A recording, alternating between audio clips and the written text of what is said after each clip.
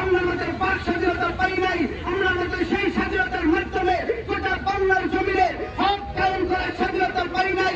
কিন্তু আজকে আমরা যে স্বাধীনতা পেয়েছি, পার্টি যে স্বাধীনতা পেয়েছি, সেই স্বাধীনতার মাধ্যমে দেখিয়ে দিতে চাই বাংলার জমিনে আমরা কোরআনের জিন্দা, কোরআনের উলামায়ে কেরামরা কোরআন প্রতিষ্ঠা করবে, বাক স্বাধীনতা নিয়ে গোটা বাংলার জমিনে বাকের বাচ্চা হয়ে চলবে ইনশাআল্লাহ। সম্মানিত তাওহীদি জনতা, আমরা জানি সেই সমস্ত উলামায়ে কেরাম আমাদের আগে ছিল, হক্কানি উলামা ছিল, ইমাম আহমদ ছিল, গণসমাবেশের পক্ষ থেকে লাল গোলাপ শুভেচ্ছা। মিছিলকারীদের আগমন, মিছিলকারীদের আগমন, লাল গোলাপ শুভেচ্ছা। প্রিয় তাওহীদি জনতা, আজকে আমরা বাংলার জমিনে দেখতে